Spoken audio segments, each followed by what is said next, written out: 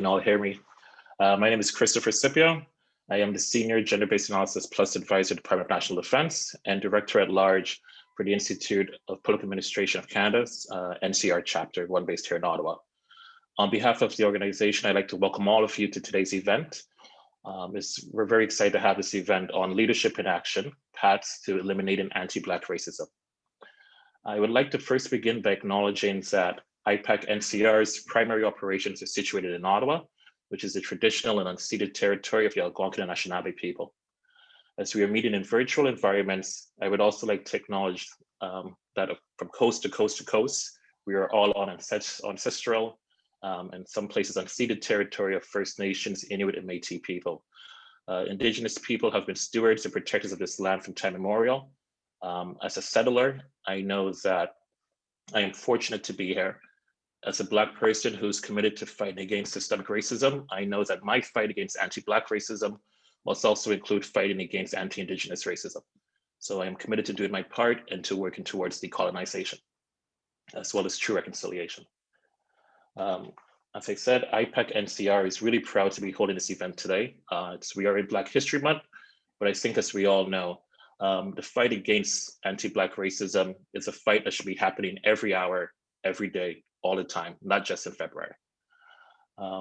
As many of you may know, over the summer of 2020, following the events in the United States, as well as here in Canada, there was a dedicated call to action to address systemic racism, including anti-Black racism across our institutions.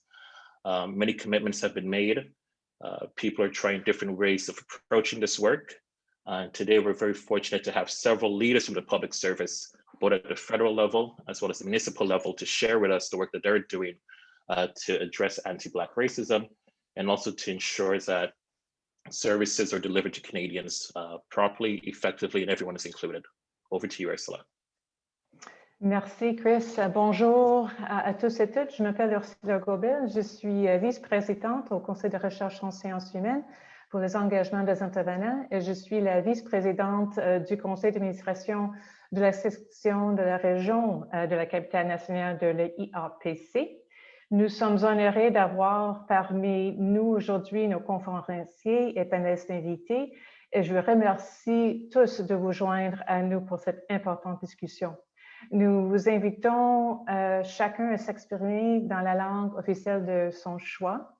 As Chris mentioned, we have an extraordinary panel and speakers who have joined us today. Our agenda will feature remarks by Deputy Ministers Bill Matthews and Gina Wilson, a keynote presentation by Dr. Nambuso Danini, as well as a panel discussion with Myriam Montra, C. Okorabido Malcolm, Chief Peter Slowly, and Peter Flegel.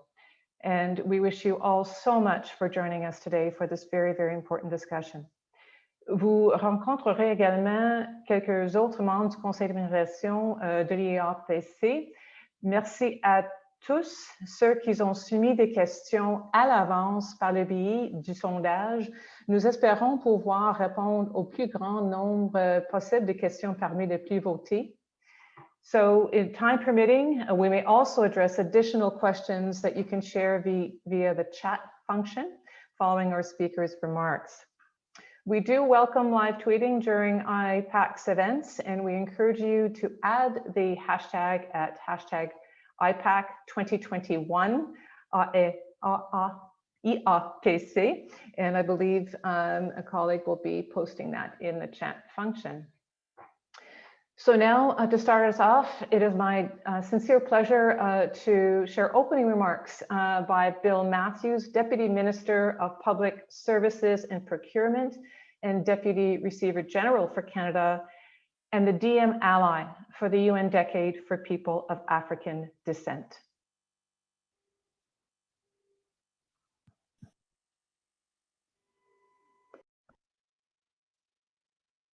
Welcome et bienvenue à tous. My name is Bill Matthews. I'm the Deputy Minister at Public Services and Procurement Canada. Moi, je suis Bill Matthews, je suis le sous-ministre de SPAC. Je suis vraiment content d'avoir l'occasion de vous offrir quelques commentaires pour ouvrir cette séance. I want to thank IPAC for organizing and hosting this important discussion today. We are at a historic moment inside the public service in that recently there has been more open dialogue about the existence of systemic racism inside our own institutions. Equally, there's been an acknowledgement that this racism affects Black employees and other marginalized groups more severely. We know that systemic racism has existed in society and inside our own institutions since before COVID. But it's also important to note the more severe impact that the pandemic has had on these groups as yet another reminder of the existence and the impact that racism and discrimination can have. Au sein de la fonction publique, il existe toujours les obstacles à une juste représentation et aux possibilités d'avancement. Pour un trop grand nombre d'employés, le racisme continue à être un obstacle qui les empêche de réaliser leur plein potentiel. We have heard many examples from courageous Black employees who have been kind enough to share their experiences with us. It exists. Barriers are there, they're real, and they have prevented our employees from realizing their full potential. As leaders, we need to listen, learn, and act. The federal government of Canada, as the largest employer in Canada, has a role to play here, and it can also lead by example. Le greffier a lancé un appel à l'action à la fin de janvier qui a indiqué clairement ce que nous devons faire pour éliminer le racisme systémique dans nos institutions et à amener un changement partout la fonction publique. As I said, as leaders, our job is to listen, to learn, and to act. I'm very keen to hear from today's keynote speaker, Dr. Delaney, and our other panelists. Dr. Delaney is a professor at the Faculty of Education at York University and brings a wealth of knowledge and experience to this very issue. Following her address, we will move to panel discussions so we can hear directly from organizations in terms of what measures they are taking in efforts to eliminate systemic racism and barriers inside their own organizations. Donc, merci à tous. Je vais passer la parole à vous, Dr. Delaney. Merci beaucoup. Welcome et bienvenue à tous. My name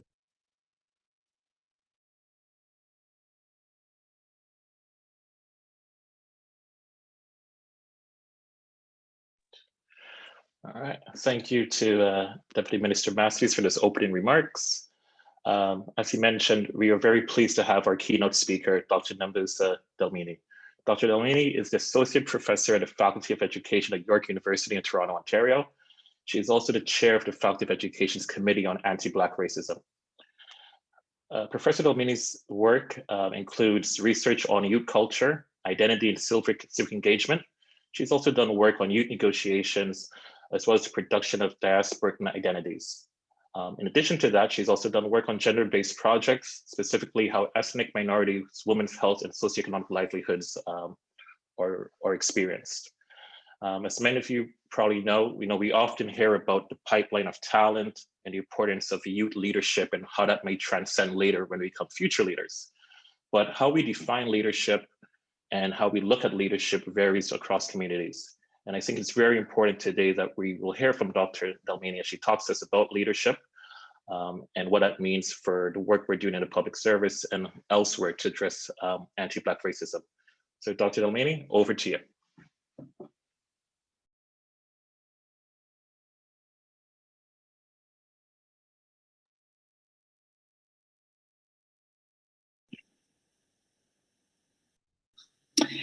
Good afternoon, everyone, and thank you for having me to offer opening remarks for this conversation that we're having this afternoon on leadership in action. I want to start by acknowledging that I work in a land and a space that has been caretaken by the Indigenous peoples. I also want to acknowledge those who came before me, the Black people who made it possible for me to be able to do the work that I do. Having said that, it's important to state that we are living in a time of challenges and crisis. We're living there is the pandemic, COVID-19. We are witnessing the public killing of Black people, thus anti-Black racism. We are witnessing anti-immigrant sentiments, and we are also witnessing high levels of domestic and international border policing. So this is a time of challenges and of crisis. Andrea Davies has called this time race at a burning point.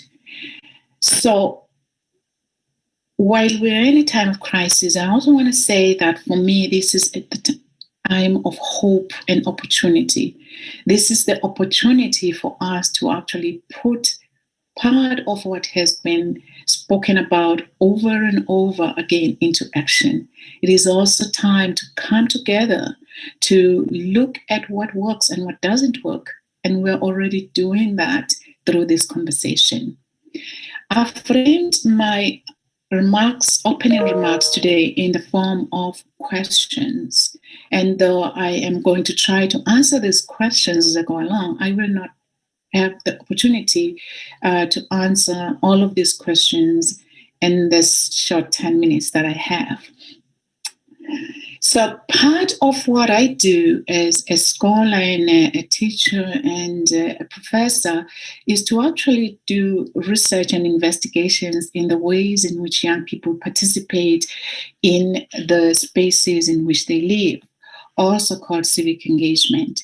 And over time, I've learned a lot about the ways in which young people are contributing to our society. So one of the things then that I want you to kind of like imagine is imagining my talk as focused on a particular group of people because of my interest in what they do and my work in general.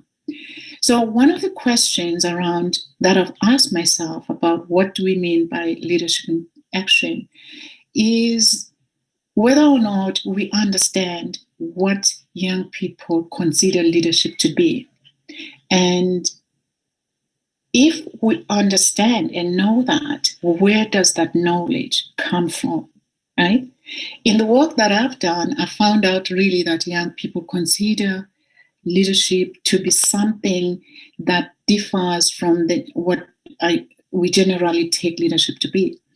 In the study that I did in 2015 with young women between the ages of 14 and 24, we asked them, what is leadership? And 3 very interesting answers came up out of that. They saw leadership as really resilience, courage, and being able to fight different kinds of struggles successfully. So leadership for them was their mothers. They also said leadership is contextual. In other words, leadership, you can be a good and bad leader. So therefore, a good leader is one who shares with the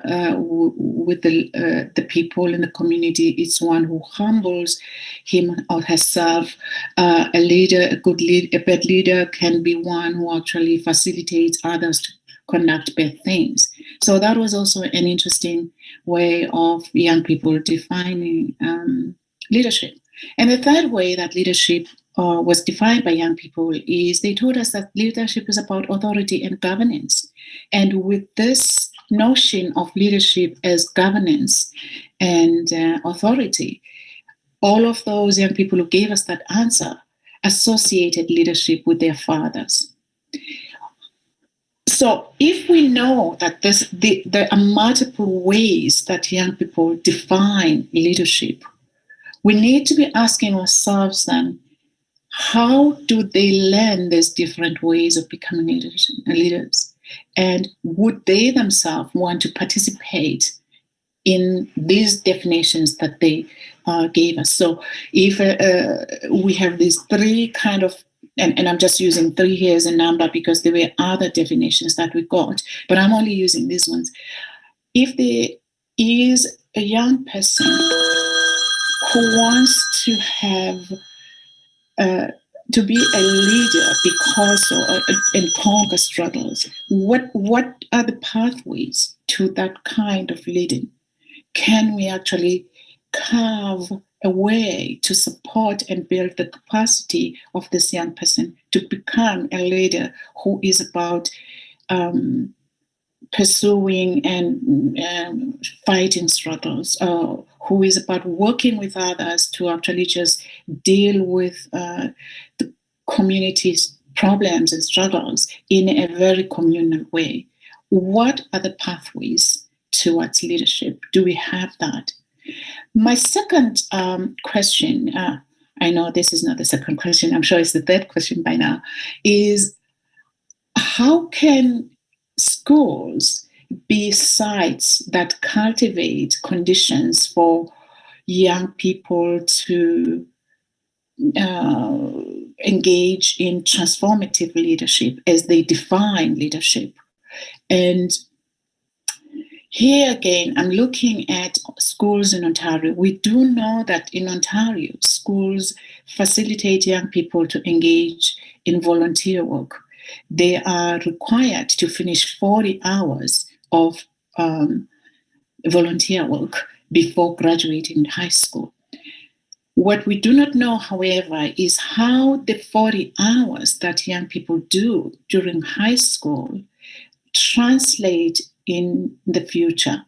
Do they help young people to actually develop leadership capacities? Do they help young people to network? And if those network, and if so, do those networks stay beyond high school? And are those networks meaningful and useful for the young people? So I think there is a disconnect somehow between what we in schools do to actually, in the name of community participation with young people. There is a disconnect in that once they leave the high schools and go on to universities, we don't follow up. And so we expect that they are going to build themselves without the support that they might have received from the guidance counselors, for instance, when they were doing the 40 hours of their of volunteer hours in high school. So I want us, I'm kind of like encouraging us to think about the ways in which schools and education can be used as sites to cultivate conditions for structural learning of young people to become leaders. And my last but important also question, and kind of like framing question, is wanting to ask questions of complexities and contradictions. What do we know about the contradictions and the challenges that young people confront when they're trying to build themselves into leadership positions? What are their trajectories like, and how can we support them at this particular moment, in this moment of challenges? I mean, the contradictions I'm talking about have something to do with contradictions of identity, contradictions of space, and contradictions of life in general, and contradictions of economy, or perhaps complexities, if not contradictions. Is it possible, for example, that young people want to engage in certain kinds of leadership activities, but they cannot because of, let's say, the complexity of having to work to support their families, or having to lead in homes by taking care of their younger siblings? And if so, how can communities work together to facilitate and make possible the ambitions of young people? So I know that I've said a lot. Just to summarize, I want us to think about how young people define leadership and what those definitions might look like in action. I want us to think about schools and how what is done in schools can actually be maintained beyond schooling and supported beyond schooling. And I want us to look at leadership as something that is complex and sometimes contradictory for young people, and how we can support them and perhaps in their journey towards becoming leaders if they want to. And teaching maybe is one word that I use because I'm in education, and teaching young people that actually this is what this is possible, this can be done, because young people do know, they have their own definitions of what is right and what is correct and what leaders should do. I thank you very much. I know I've said a lot here, but thank you. Yep.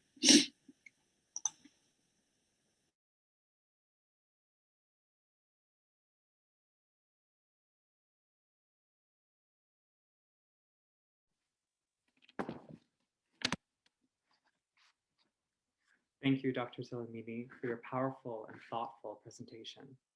Hello, everyone. My name is Daniel Devery. I have the pleasure of serving on the IPAC-NCR Board of Directors as Director of Communications. It is my honor now to introduce Gina Wilson, Deputy Minister, Diversity, Inclusion, and Youth, and Senior Associate Deputy Minister at Canadian Heritage. Deputy Wilson is also our Honorary Chair for the upcoming IPAC National Conference, being hosted by the NCR chapter in August 2021, which you'll also get to learn more about later. Deputy Wilson, over to you.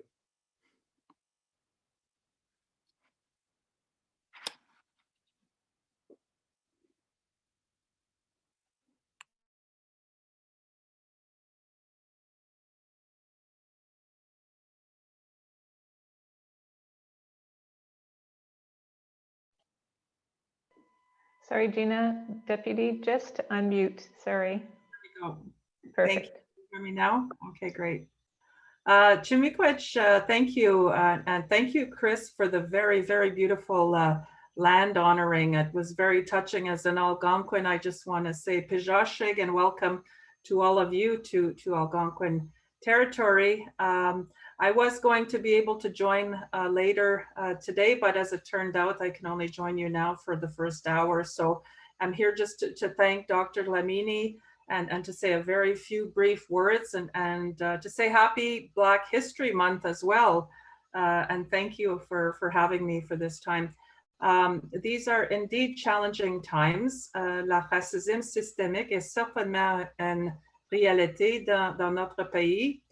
Indigenous peoples, racialized communities, and religious minorities continue to face really unacceptable barriers to employment and to justice and social participation. So we have to be unwavering in our commitment to diversity and inclusion. And every single one of us must be allies and leaders and really make our own contributions to anti-Black racism and anti-Indigenous racism. And we really need to just reach out with love and support and open minds and open hearts and build a more inclusive society. So I really want to thank Dr. Lamini for her inspiring presentation. And avec ça, j'aimerais dire merci et je vous souhaite une bonne conférence sur un sujet vraiment important. Kichimigwech Kakina, merci tout le monde, and thank you everyone. Over to you.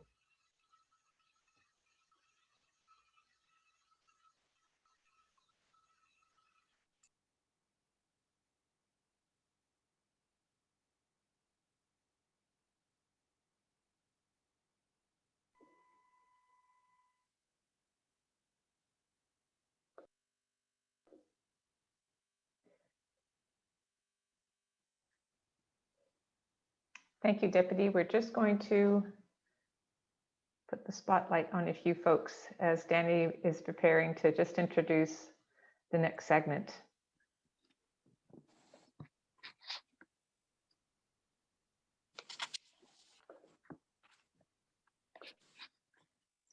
Thank you, Deputy Wilson. And I will now invite our guest panelists to join us for the discussion. Our panel today will be moderated by Myriam Montra, Director of the Anti-Racism Secretariat at Global Affairs Canada, and our guest panelists are Shea Okuribido Malcolm, the Director of the Anti-Racism Secretariat at National Defence, Peter Slowly, who is the Police Chief with Ottawa Police Services, and Peter Flegel, the Executive Director of the Federal Anti-Racism Secretariat at Canadian Heritage. Each panelist will speak for about 4 minutes about the work their organization is doing to address systemic racism and the role they play in these efforts. This will be followed by discussion and responses to some of the questions that have been sent to us through the Slido poll. Miriam, over to you. Thank you, Daniel. So it is my distinct pleasure today to moderate this panel. Hello and welcome to everyone to this Leadership in Action Path to Eliminate Anti-Black Racism event. This IPAC-NCR event will offer insights from academic and government sector leaders on actions and pathways to eliminate racism and foster diversity and inclusion within our institutions, organizations, communities, as well as in the delivery of service to Canadians. So with that being said, we're gonna start, as mentioned, by me asking each of you to speak briefly. I'm actually reducing it to 3 minutes because there are lots of questions that we need to get through today. So if you can each let us know about the work of your organization to address systemic racism and the role that you play in advancing this work in your respective environment. And I'm going to start with you, Shay. Then I will go to Peter slowly, then to Peter Flagel, and then finally to Dr. Nombusu Lamine. So over to you, Shay. You're muted. The hashtag for 2020 and 2021, you're on mute. Welcome everyone. Thank you to IPAC for the invitation to speak and share. I too want to acknowledge that my remarks are coming from Ottawa, the unceded territory of the Algonquin and Anishinaabe people, and I too, in my work, will be committed to the decolonization and reconciliation of our Indigenous people too. I've been invited to share about National Defense and what we're doing in terms of eliminating systemic racism. And for the purpose of this panel, I will focus on anti-Black racism. I think it's important to understand what anti-Black racism is. We need to acknowledge that it is real and it is pervasive within our institutions, including the federal public service, which is a microcosm of society. There are those who equate anti-Black racism as the same as discrimination against other marginalized groups. It is not. I say that though, that inequity is inequity all around. However, in Canada, anti-Black racism and anti-Indigenous racism have no boundaries when it comes to geographical borders, economic circumstances, or social status.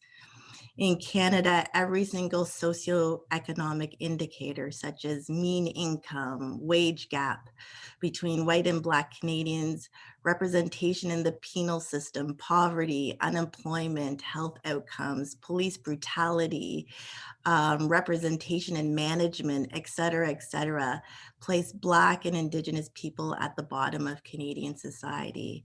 So the system that produces these outcomes in fact, actually define Indigenous and anti-Black racism. So then the question could be, so how do we lead the fight against racism? Across the federal government, anti-racism secretariats and task force are being stood up to support an institutional response to racism. Many of these units are being led by Black people. While we are well positioned to be able to shine a unique light on where the problems exist within our respective organization, the fight is not uniquely ours. We did not create anti-Black racism. We are subjugated by it. With that said, I'm mindful of the odd position we find ourselves in. It's an opportunity with the support of senior leaders to take a deep look within our respective organizations and shine a Black light with the aim to illuminate and make visible to the institution the existence of barriers that have oppressed and restricted the entry, development, and mobility of Black employees disproportionately. I use the term black light deliberately. For those who know, black light is an ultraviolet light that is invisible to the human eye, but when it's lit, in essence, it illuminates material invisible to the human eye, commonly used to detect counterfeit currency. Anti-racism work shines a black light on the barriers within the system that are not readily visible to the people, but are fundamentally still there. At the same time, there's also a weight to carry and navigate as Black leaders in this space. We are accountable to speaking truth to power about a system that in its present state continues to harm and cause moral injury to Black people. It is true, the arc of moral universe is long, but it bends towards justice. With that said, Black people cannot wait much more, like for far too long, Black people, myself included, regardless of our gender, ability, disability, visible and invisible sexual orientation, and other intersecting identities have suffered harm and moral injury due to systemic barriers, and most of the time in silence. At the same time, we want to ensure that the change to be actioned is informed and grounded in the lived realities and experience of those being harmed by the system. So it is a paradox that is hard to resolve, and but also important for senior leaders to understand. We need senior leaders to listen, hear, and action the required change being provided by those leading this work. The guidance needs to be taken at face value, not minimized, discredited, or put on a shelf along with previous reports and recommended actions. I do think this moment is different. I hear it a lot. So Shay, how is this different from previous iterations of a focus on racial equality? I would say we are presently living through a shift in the zeitgeist. I would say for the first time that the learner has finally shown up and is ready to learn. Yeah, we are at an inflection point. We have to decide collectively to move forward towards racial equity. So the question then becomes, who will lead and what kind of leadership do we need? I believe IPAC's discussion on what type of leadership required to navigate through this moment is timely. I acknowledge that the public service has leaders that take the reality of anti-Black racism seriously. I think it'll take more than a few. It will require a fundamental culture shift to lessen, if not erase, the legacy of hate that underpins anti-Black racism. It's going to take leaders with strong conviction that racism is systemic. It's going to take leaders with foresight and inner gravitas to leverage this moment for their organization and create upward momentum that is transformative and sustained. I believe in HOT leadership, which stands for honest, open, and transparent. HOT is the style of leadership that's going to be necessary to navigate and lead organizations towards racial equity. What does HOT leadership look like, you may ask? I would say it starts with honesty. To lead from a place of honesty requires courage and humility. Courage to put aside personal comfort levels and take the necessary risks to disrupt the current way we do things in order to move the organization upstream towards racial equity. Honesty also requires humility. Leaders need to start from a place of acceptance. They do not know what they do not know, but are committed to finding the expertise both within and outside the organization to support. Also have the humility to know upfront they will make mistakes, but be committed to failing forward when they do make mistakes. Leaders need to be open. To be open requires a level of temperance and intercultural intelligence. Temperance in the sense that one is able to remain calm, cautious, and deliberate in their action. So before taking action, educate, learn, reflect, engage, and then action. Continue to educate and increase your awareness of racial equity issues. Reflect on your learnings, affirm your understanding through engaging with others, and then action meaningful change where you can. Openness also requires intercultural intelligence, meaning being aware of one's own cultural reference point and that of another's, and understanding when those two cultures intersect, it can either create a pain point or a positive reaction. A leader with intercultural intelligence can identify that specific space and leverage that understanding to move discussions and actions in a more positive and productive manner. Leaders need to be transparent. That's the T in hot. To be transparent, one needs to strive for justice and be accountable. In terms of justice, leaders should be prioritizing actions that will lead to better equitable outcomes, removing known barriers in the system, and creating pathways for success, and accepting they will need to let go of the very system that got them where they are. They will need to co-create with us the desired future. A transparent leader also requires accountability, taking ownership of commitments, decisions, actions, including mistakes. It is honest, open, and transparent leadership that is needed for the task before us.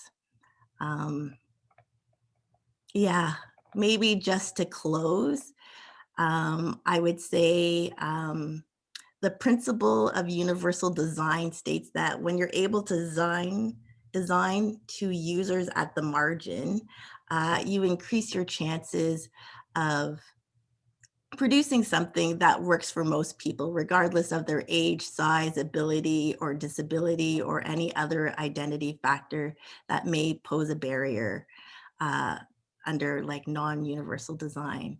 So I would say the work we're doing at National Defense is really trying to identify where those barriers are and start the action of co-creating pathways forward together.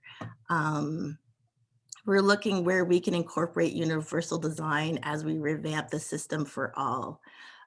Indigenous, Black, racialized, persons with disabilities, women, we have always had the qualifications, intelligence, competence, and character to do the job, yet we have not been proportionally represented across the organization, especially at the senior levels. I have this avatar on my MS Teams account, and it's a quote by Alexander de Iger. He's a Dutch leadership speaker. And he said, when a flower doesn't bloom, you don't fix the environment in which it grows. You fix the environment in which it grows, not the flower. So at the end of the day, our work at National Defense is really taking a deep dive and look at the environment in which systemic racism is being enabled. So maybe I'll leave it there. Thank you for listening, and I look forward to the discussion ahead. Merci beaucoup, Shay. You took the time, to set the stage in a very comprehensive manner. I do take your points about hot leadership. Donc, la notion d'honnêteté, de courage. La notion de courage est très importante, d'humilité. L'ouverture, la transparence et l'imputabilité sont aussi également des notions très importantes. Shay étant la première personne qui a parlé, on a un certain temps qui est limité, donc je veux juste m'assurer que les prochains speakers, I would like to ensure that the next speakers, keep their remarks, their introductory remarks, a little shorter. So with that, I will pass it on to you, Peter Slowly. Looking forward to hearing what you're doing with the Ottawa Police. Merci beaucoup, bonjour à tous. Good afternoon. First of all, I'd like to also recognize that I'm speaking from Ottawa, the unceded lands of the Algonquin peoples. I'd like to thank IPAC for inviting me here today to participate in this discussion on systemic racism, anti-Black racism in Canada, and in my perspective in policing in Canada. This discussion is important and it is necessary, especially during Black History Month and the United Nations Decade of People of African Descent. I am the chief of the Ottawa Police Service. I am proud to serve 1 million souls who reside in the nation's capital. I'm proud of my 3 very successful and very different careers over the course of my life, including almost 3 decades as a police officer. I am a proud Black man, I'm a proud native of Jamaica, and I'm a proud Canadian citizen.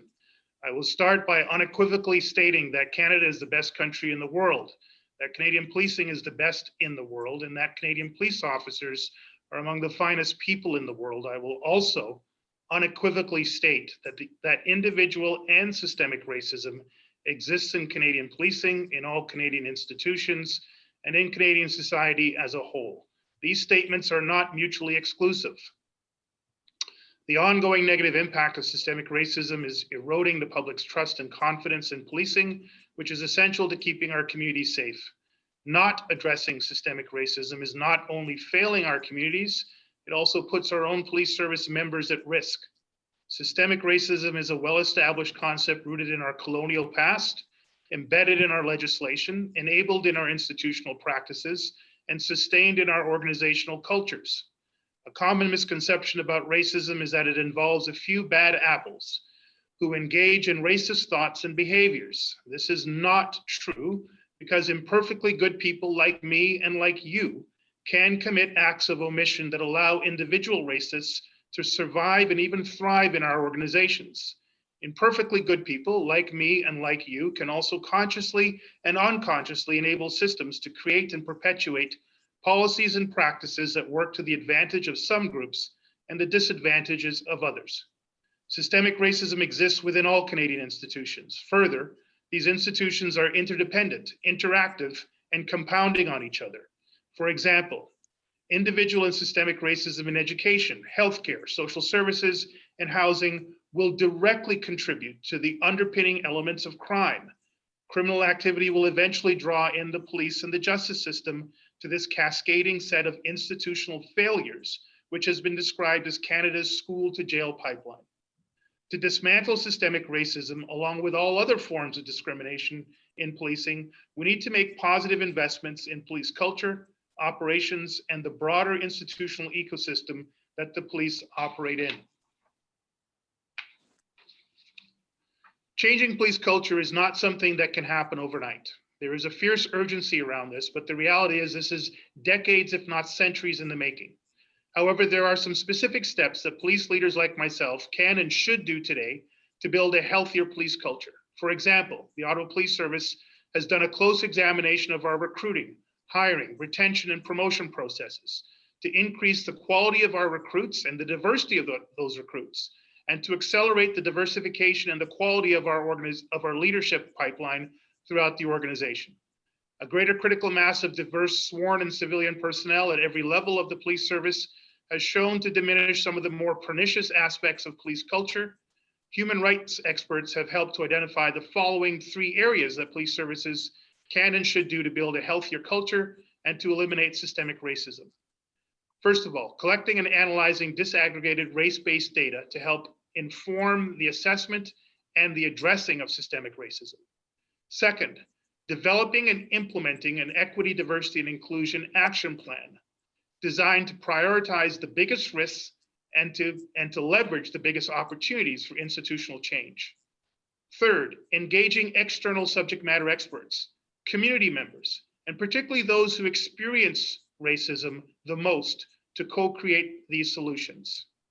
Last but not least, for me, through leadership, from the very top of the organization and throughout the organization, identifying, challenging, overcoming, and if necessary, removing all aspects of organizational culture that sustain systemic racism and or resists attempts to dismantle it.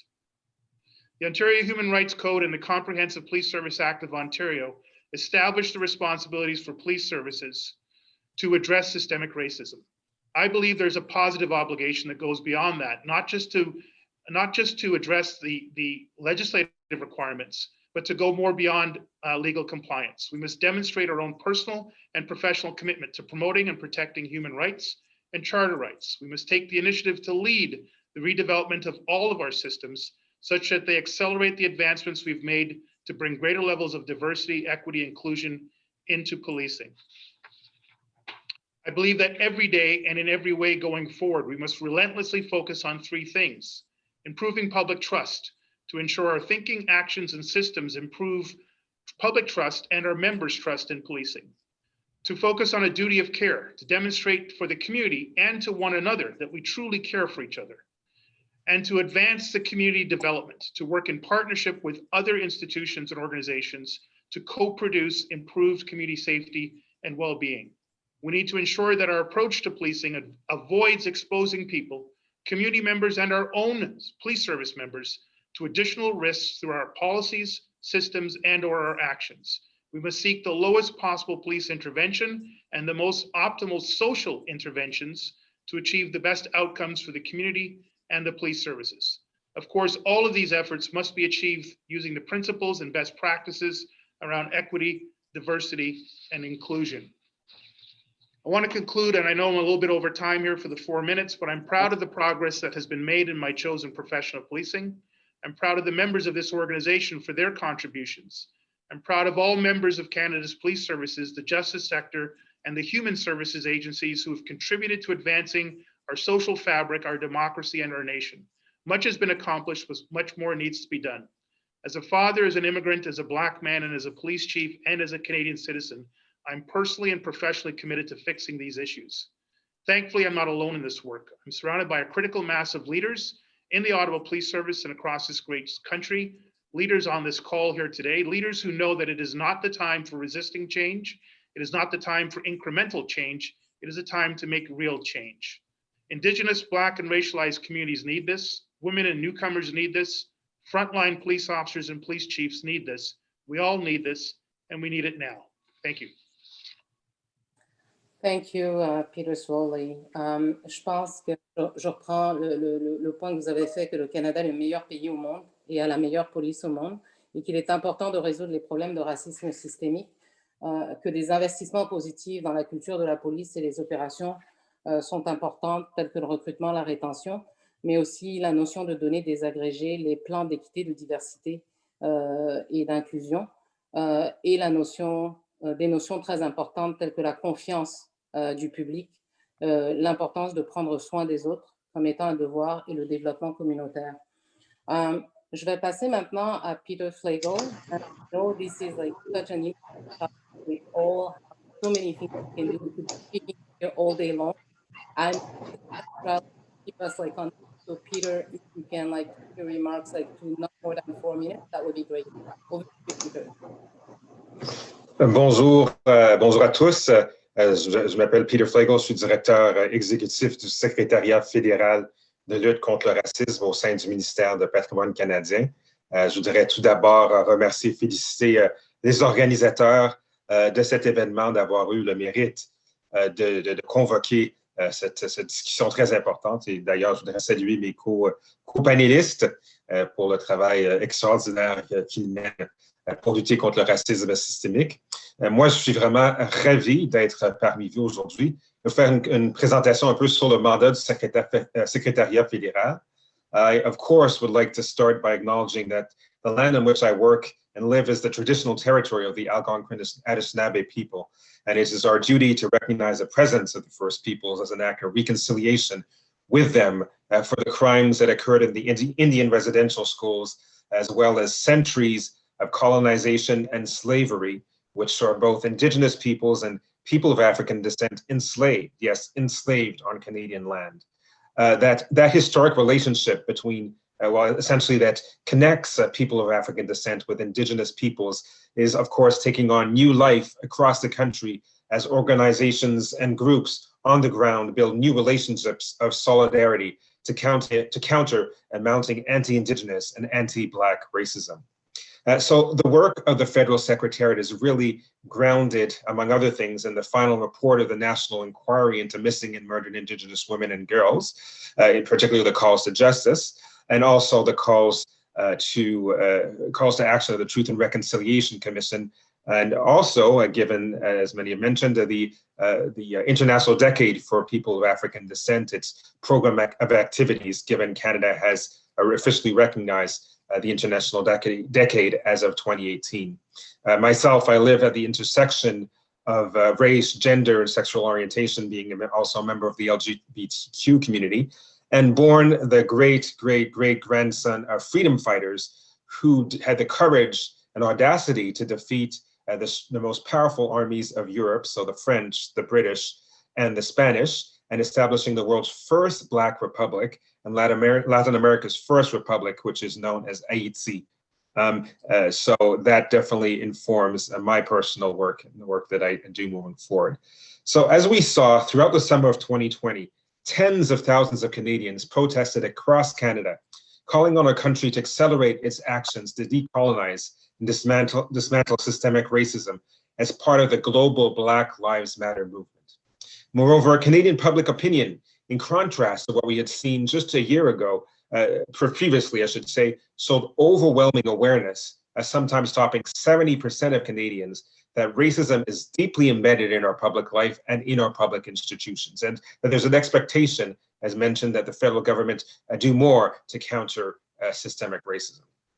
And so this groundswell of anti-racism mobilization really illustrated the importance of the fundamental principles anchored in our Constitution, that is fundamental justice, substantive equality, or what we call equity, freedom and well-being, and the importance that we as a nation live up to our constitutional commitments and duties.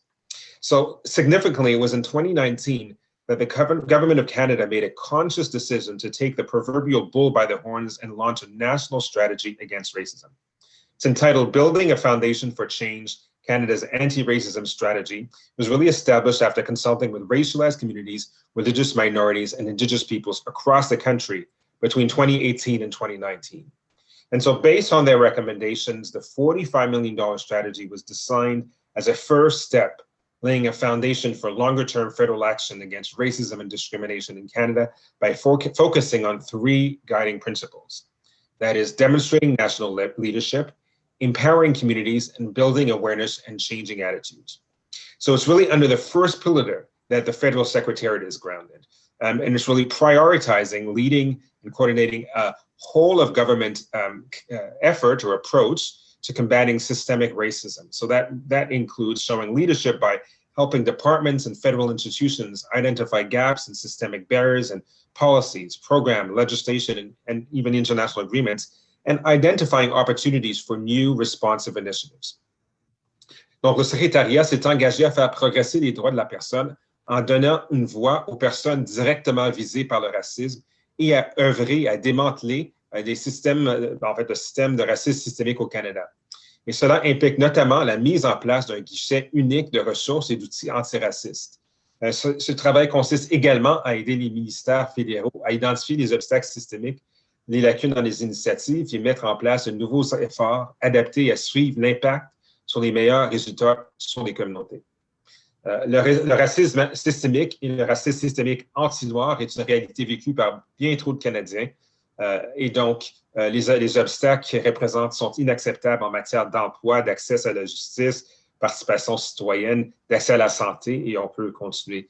Et ceci a été très clair tout au long de la pandémie, car des centaines de Canadiens nous ont fait part directement de la montée de la haine et de la discrimination à l'égard des groupes racisés, notamment des personnes d'ascendance africaine, d'origine asiatique et autres. Cela inclut bien sûr les attaques dans la rue, mais plus clairement, le fait que les taux que nous observons d'infection de COVID sont beaucoup plus élevés chez les populations noires où les données sont accessibles, sont disponibles.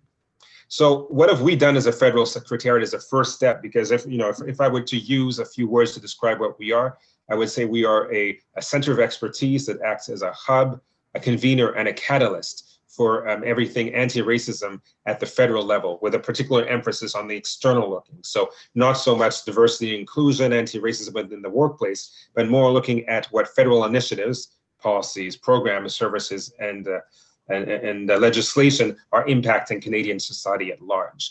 So among the first few initiatives that we've kind of spearheaded over our first year of existence is establishing an interdepartmental task force with the wage to address the distinct, disproportionate impact of COVID-19 on equity-deserving communities, including Black communities. So we took quite a lot of time to focus in on the impact or the connection between the pandemic and anti-Black racism as a social determinant of health, and working with departments across the board at the federal level to ensure that the federal response is adapted to and addresses those needs. And c'est un travail continu. On continue de travailler avec les ministères là-dessus.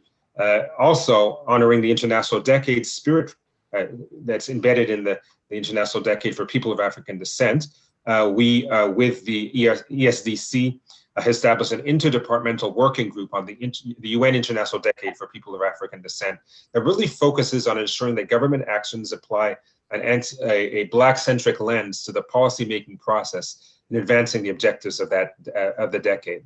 And I could go on with many others. I guess one other notable initiative is we are also working with different sectors of society, the business sector, labor, housing, and the list goes on, really to hone in, focus in on what the issues of systemic racism in those sectors, and looking at what can be done to enhance work countering systemic racism and fostering kind of a collective impact, a whole of society impact to addressing systemic racism. So one of the things that we did was organize a town hall with the Canadian Mortgage and Housing Corporation, looking at anti-Black racism in housing. And a few weeks following our town hall, very clear and important recommendations were submitted. The government of Canada announced an investment of $40 million to support the housing needs of Black people in Canada, which will be managed, among others, by the Canadian Mortgage and Housing Corporation and Habitat for Humanity. So this really shows the importance of not only organizing internally within government around combating systemic racism, but also making sure that we center the voices and the experiences of communities that have lived experience of racism. In this case, obviously, we're talking about Black communities. I'm ensuring that Black Canadians and people of African descent across the country, their voices, experiences, and expertise is centered, so that we're ensuring that the policies that we deliver, that we fashion and implement, are sound public policies. Okay. Merci beaucoup, Peter, d'avoir éclairé le rôle du secrétariat. C'est certain que le racisme systémique est enraciné dans des siècles et des siècles de pratiques qui ont généré le système dans lequel on fonctionne en ce moment. On parle de l'esclavage, du colonialisme, de l'impérialisme. La stratégie nationale de lutte contre le racisme est bien entendu la bienvenue dans ce contexte. Et le fait que vous êtes un centre d'expertise, un rassembleur, un catalyste, c'est certain que ça dessert tout le monde et que ça aide à amener les efforts qu'on essaye de faire justement pour démanteler le racisme systémique, où est-ce qu'on doit aller. Alors, last but not least, Dr. Lamini, if you want to take a couple of minutes to let us know your work in this area. Thank you.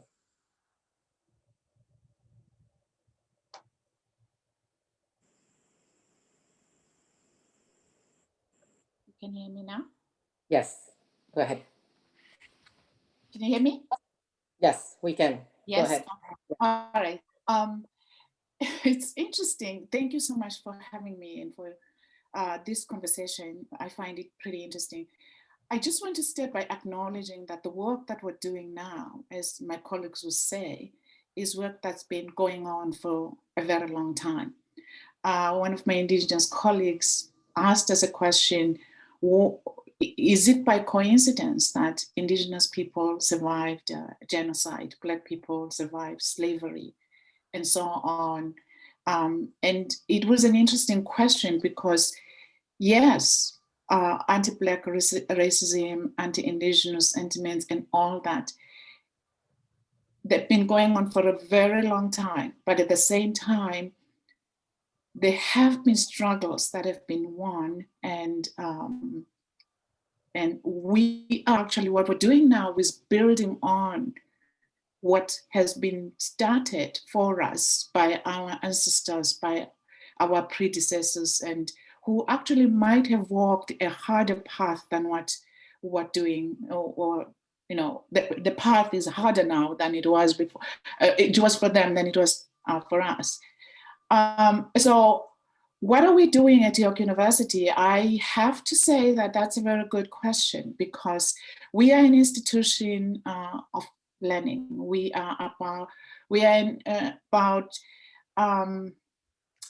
developing the intellect at the very basic level in terms of what we're doing. But what's happened over this past moment, this moment where we are sitting in front of the computer during COVID-19 and having time to rethink, at this moment whereby there's mass demonstrations and protests physically and virtually, we as an institution are actually returning to looking at what institutions are supposed to do with combating anti-Black racism. Now, institutions have got principles and policies around equity, but how are those actionable and how are they put into practices that are meaningful for everyone, not just the people who are affected or who experience racism, but the general student population in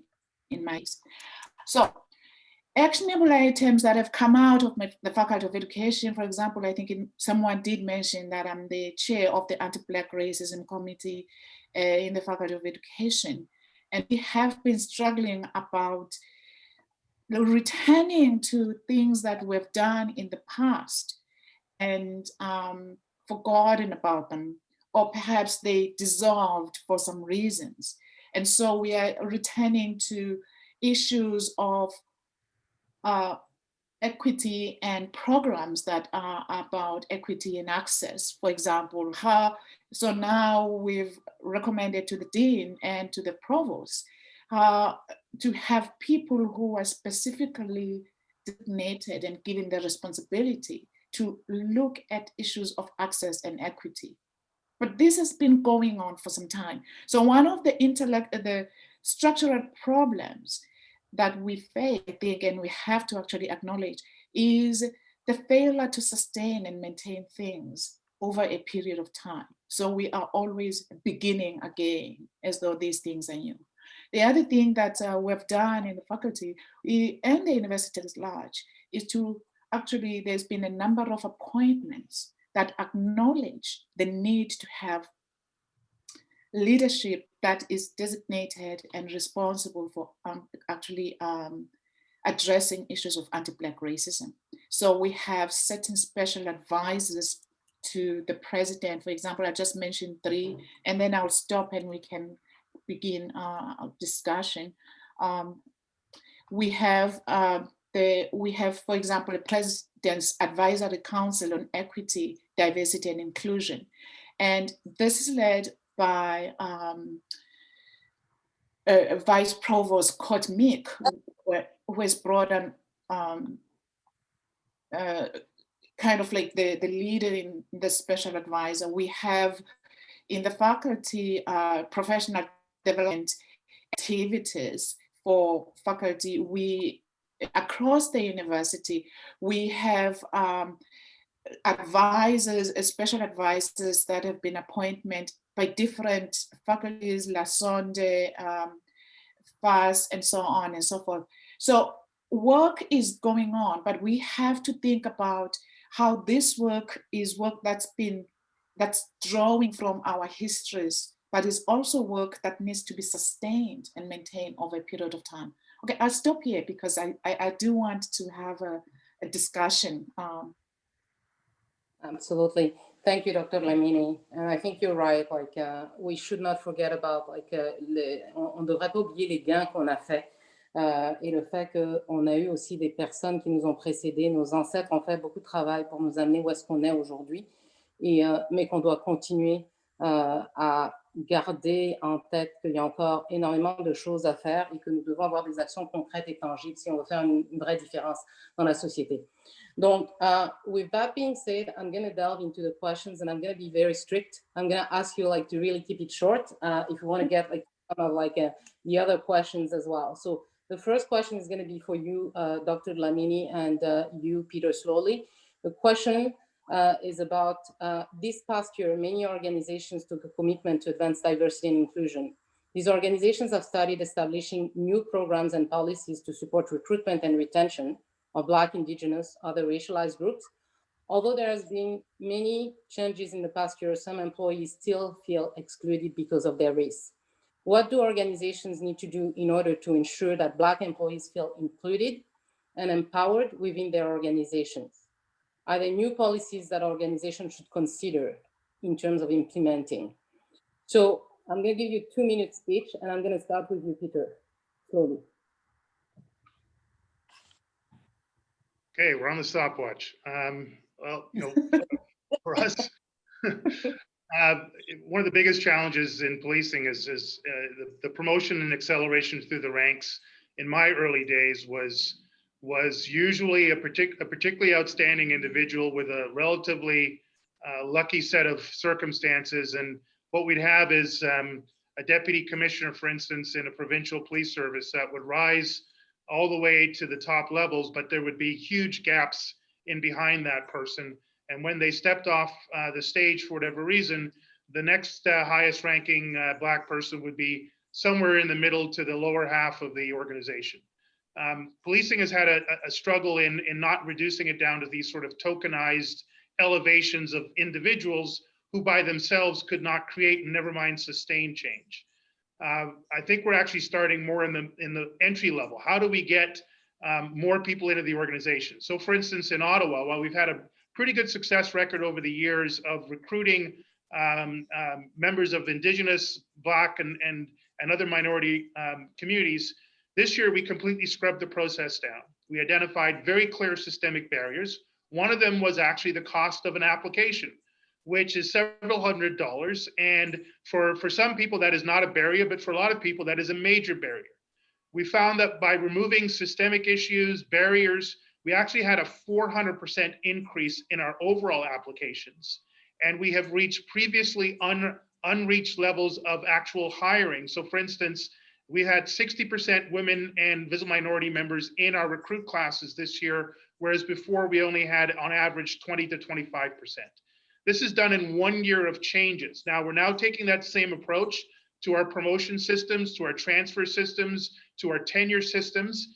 And we're going through each of our major HR processes to make sure we take the same approach, removing barriers, increasing outreach, challenging leadership to make better decisions, and providing leadership with tools like EDI tools to allow more consistent and inclusive decisions on an individual basis. We're a long way from where we need to be, but just on our recruiting hiring end, if we sustain those type of gains year over year in all of our other HR processes, we should have a much better distribution of our talent and our diversity throughout the organization, vertically and horizontally. I'll pause. Great. Thank you. Dr. Dlamini? Thank you, Peter. I think you kind of like really did say most of what I wanted to say. As an institution of learning, universities are about the intellectuals. And one of the things that I find needs to happen is that we need to be able to have leaders that are able to create safe spaces for difficult conversations.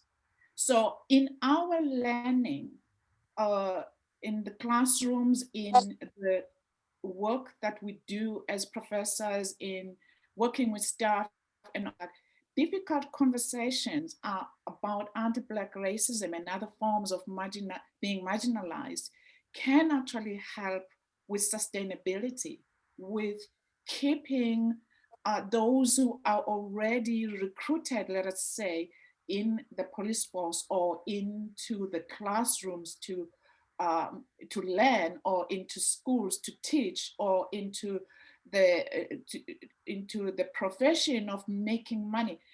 All of the racialized people, if we are prepared to have difficult conversations of racialization and marginalization, we can actually ensure that they stay. There is a lot of recruiting, but there is also a lot of being pushed out of the space that you have already been recruited to. So I think it's important to balance all of these things in terms of actionable items, having leaders who are courageous to create those spaces for those difficult conversations. There's also another item that I wanted to talk about, but I'll just leave it like that, called leveling the playing field. It is a broad item that I think needs to be done by institutions, but I'll leave it at that, and we can continue with other conversations. Yeah. Thank you. Leveling the playing field is definitely something that we're trying to do for sure. So the next question I'm going to direct at Shay and Peter, and this is really about achieving a diverse and inclusive workforce. So it means that people of all backgrounds feel welcome, that including those who identify as Black, Indigenous, racialized, with a disability, as LGBTQ2IA+, or a woman. How can organizations take a holistic approach to anti-racism while also trying to take specific actions towards anti-Black racism? Should anti-Black racism be approached differently than other type of racism? So I'm going to start with you, Shay, 2 minutes on the dot, and then same thing for Peter, 2 minutes on the dot. So go ahead, Shay. Thank you, Miriam. I would say an equitable, diverse, and inclusive workforce means everyone should feel welcomed, no matter how they identify. Racism is not a singular identity issue, it's intersecting. With that said, it can be hard for some to admit that there is a pervasive reality of anti-Black racism in Canada. We like to believe that Canada is the model when it comes to inclusion. And while there is concerted efforts to reflect that vision, there's still work to be done. I agree with the chief. Canada is probably the best place to one of the best countries in our globe. So I don't want to take that away at all. But generally speaking, racism is not presented nor is it felt uniformly by all racialized people. And I think we just need to keep that in mind.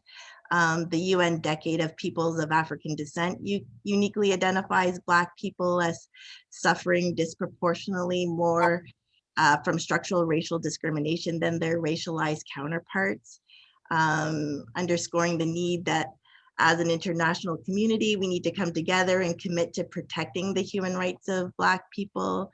I mentioned in my opening remarks, every single socioeconomic indicator, mean income, wage gap, our representation in the prison system, poverty, unemployment.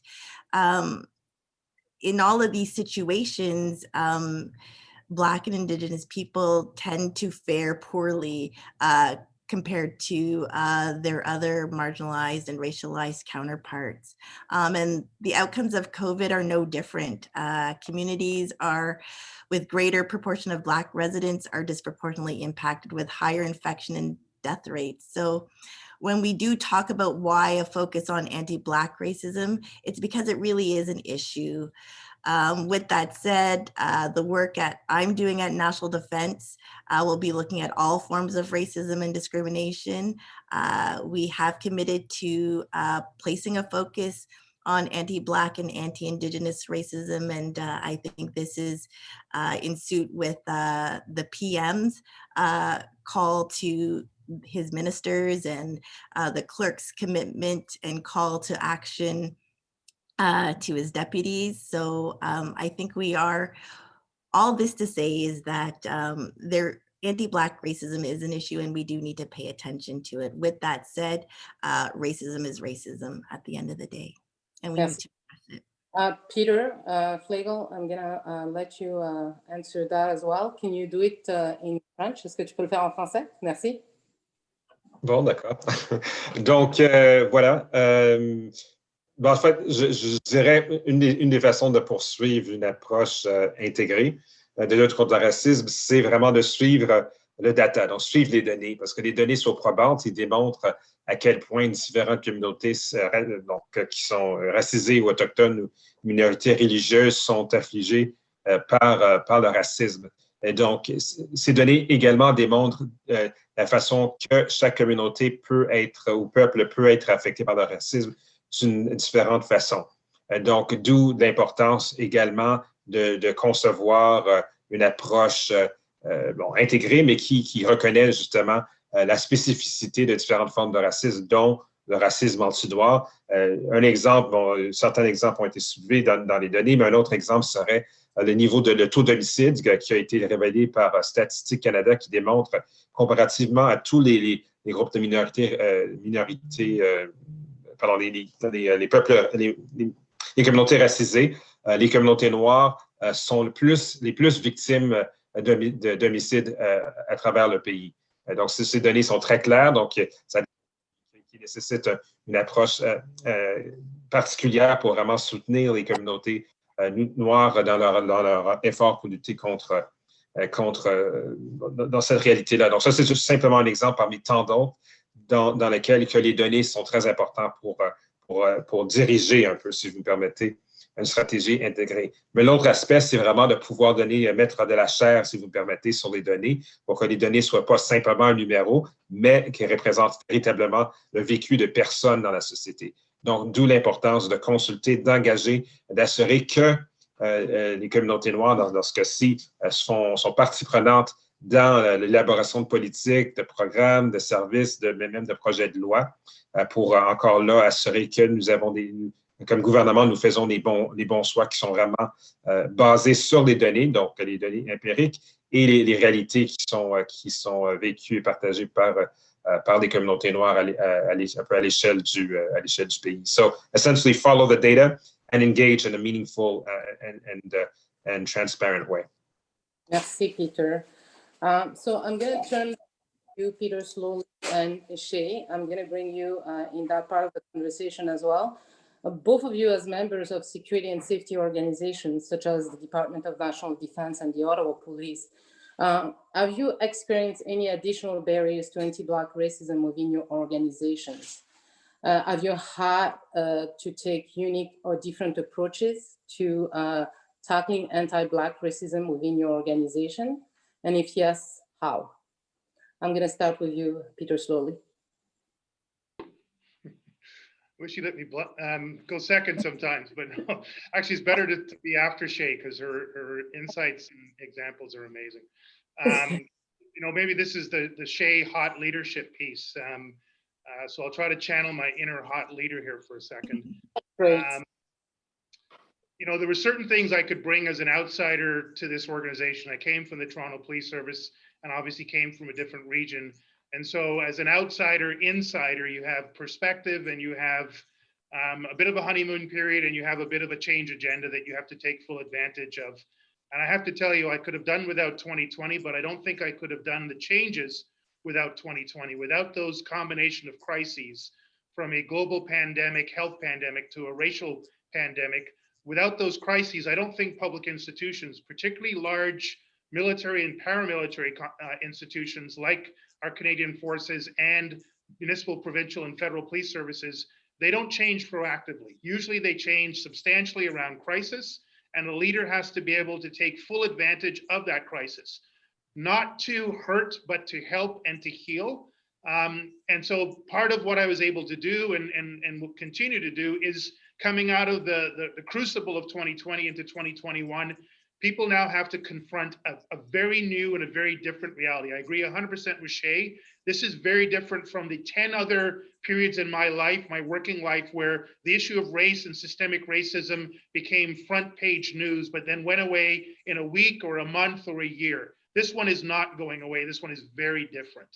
The second thing is I had to recognize that despite all of the opportunity of crisis and the capability of an outsider insider, I still couldn't get it all done.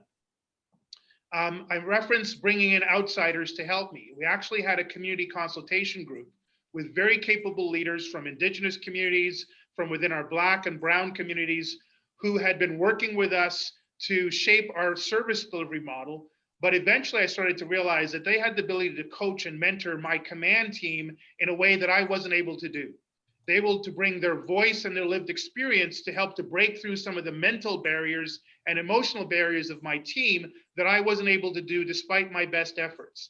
And I turned over to them some of the responsibility, accountability, and opportunity to bring my team together around specifically this issue of anti-Black racism, systemic racism, and they were able to break through to my team in a way that I couldn't do. Now we have a stronger, more cohesive team. They have a level of intellectual and emotional commitment that they did not have before. And now I have a better foundation around which to continue to advance change in the organization. Shay, over to you. Shay? Thank you, Chief Slowly. I have to say, your remarks and what I've heard earlier, you are an example of hot leadership. So continue to do what you are doing. Yes, bravo. In terms of have I personally encountered I think that was part of the question. I have not encountered anyone who is directly denied systemic racism within national defense. With that said, I do recognize that there is a continuum in the mindset of people. National defense, like I said before, is a microcosm of society. So what you find in society, you can reasonably expect to find in the organization. And on that continuum, you'll find people who deny racism exists. And the organization is all this focus on racism is much to do about nothing. And then there will be people who are polarizing on both sides of the fence, harboring a range of views from we need to implode the whole system and before real change can occur, to any form of policy measure taken is considered reverse discrimination. So there's like a huge range of mindsets. There are people who will minimize the issue, stating that they don't see color. All they care about is that the job gets done and done well, no matter if the person is black, white, purple, or green. And while well-intentioned, and that is our aspiration at the end of the day, it does minimize the lived realities of people who actually do face barriers in employment and mobility. I think you don't have to look far at senior executive tables and heads of organizations to see that the system does not advantage all equally, regardless of skin color and background. Yeah. Absolutely. As a quick follow-up for both of you, organizations often talk about having a zero tolerance policy, but when faced with instances of racism, discrimination, and harassment, in most circumstances, the perpetrator is given a slap on the wrist, and everything continues on as business as usual. So what does having a zero tolerance policy means for you, particularly in light of recent events in your respective organizations? We can start with you, Shay. 1 minute, and then I'll pass it on. I know it's not fair. No, it's quick. I'll be quick.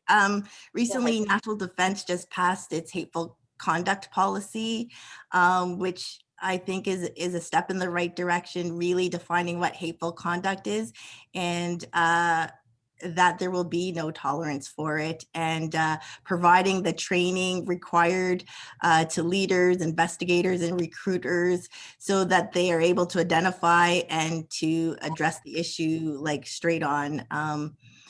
I'll leave it there for now. Yes. Peter, slowly. Thanks. Need way more than a minute, but I'll do my best.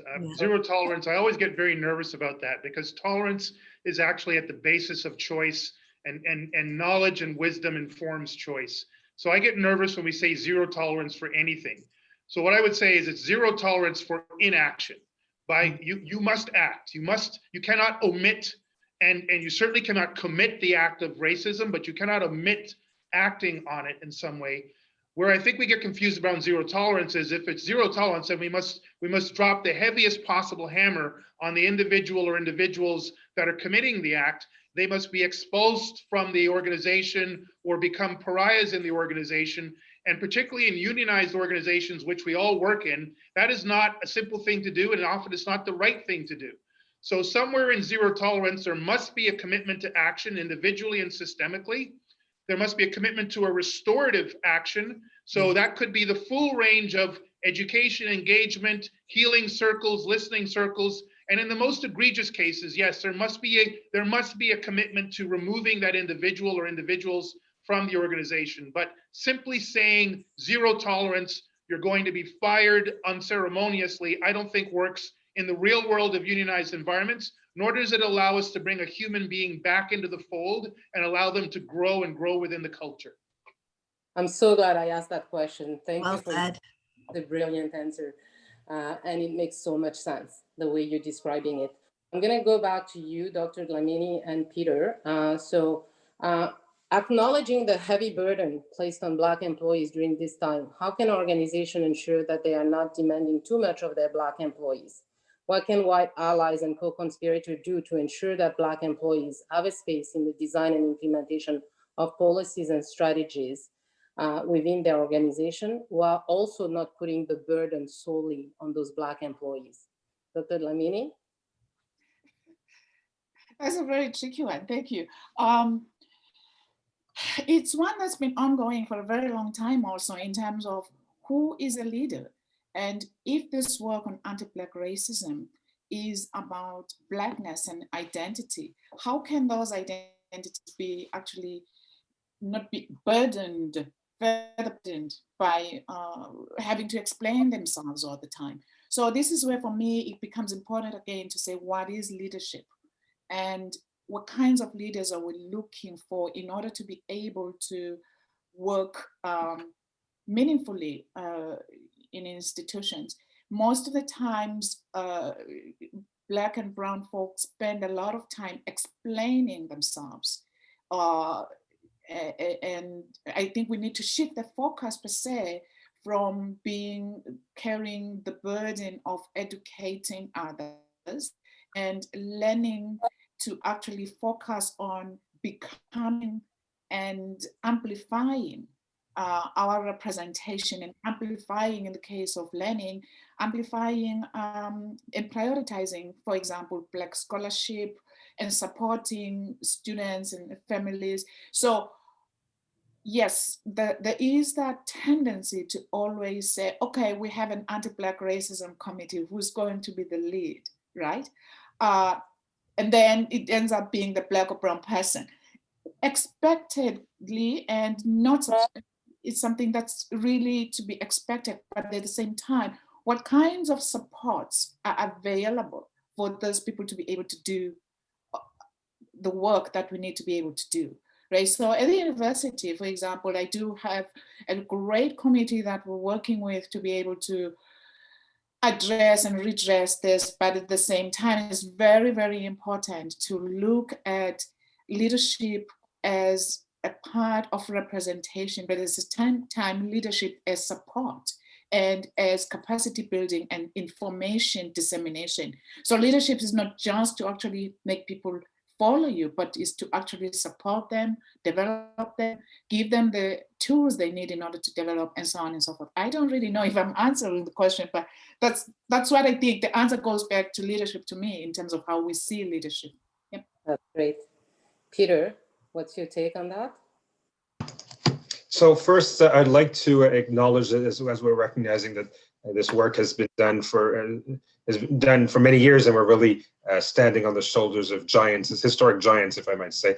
Also, would like to acknowledge the incredible work being done by the Black Executive Network and the Federal Black Employees Caucus, FBEC, that are really pioneering this space. And Federal Secretariat, our mandate is more external than the internal, so do want to make that acknowledgement here. But I think some kind of rules of thumbs include ensuring that managers are actively seeking out and challenging norms and practices that contribute to systemic anti-Black racism, bias, and discrimination, particularly in the areas of recruitment, assessment, hiring, and talent management.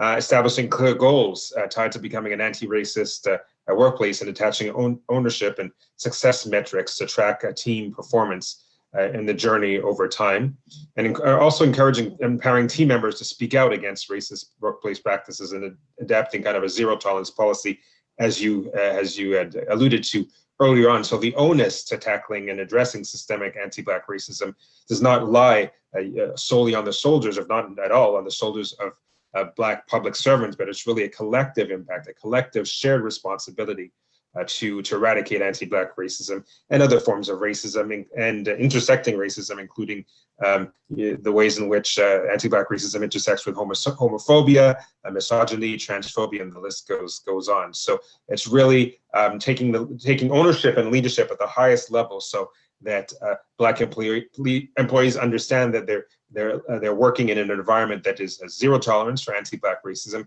and that the highest levels and all levels there's a commitment and action to taking steps against. So if and when anti-Black racism manifests itself.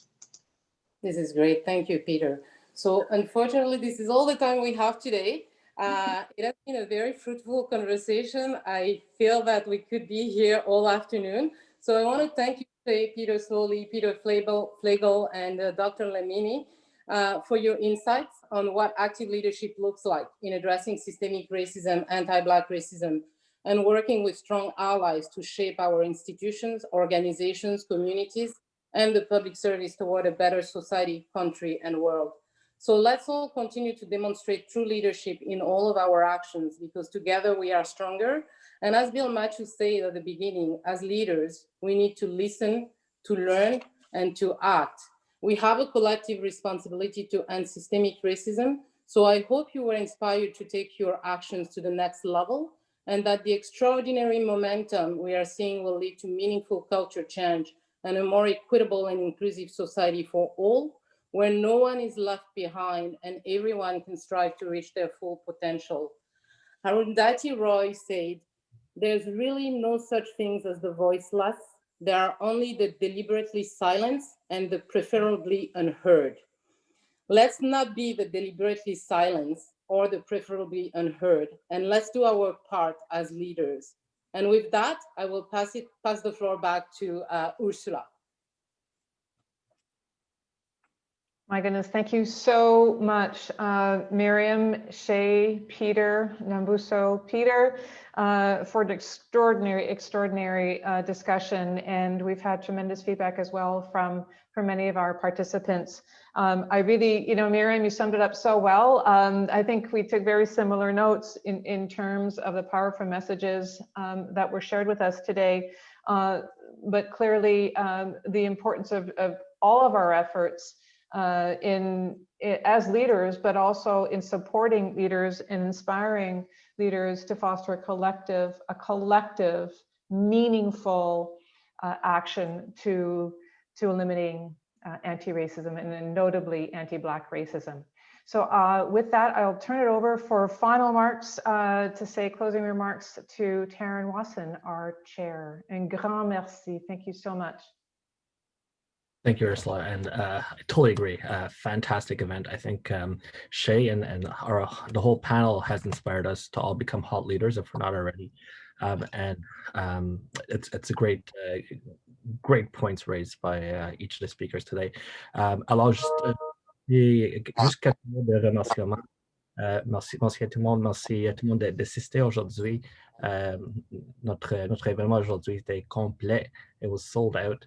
And so that's definitely a sign of the interest in this event and this topic. More importantly, I just want to share quickly. IPAC's not just bringing you this event today. We've taken other actions in terms of inclusion and anti-racism and diversity and equity. I'm proud to say that our board is quite inclusive, gender balanced, and so many different intersectional lenses. And I want to encourage you to come out to more IPAC events as well. So our next event is February 25th. En français, la gestion du risque. So risk management, an important part of a strong public administration. So I want to encourage you to come out to that. I think there's going to be info shared in the chat. If not, make sure you're on our mailing list so that you receive our emails. And then more importantly, following that, we're actually planning more events for the next few months on different topics. And then in the summer, NCR is proud to be hosting the 73rd annual National IPAC Conference. And so that also demonstrates the history of IPAC. And I can share that one of our sub-themes for the conference is an inclusive and enabling workforce. So as part of that sub-theme in particular, we're going to be focusing on some of the topics that were discussed today. And I want to encourage you to keep a lookout for that. I'm going to share the chat a volunteer form. So if you want to get involved with IPAC, and particularly the conference, sign up via the Google Docs volunteer form. And we look forward to welcoming you back at a future IPAC event. So merci encore. Puis je vous souhaite une bonne journée et à bientôt. Merci. Wow.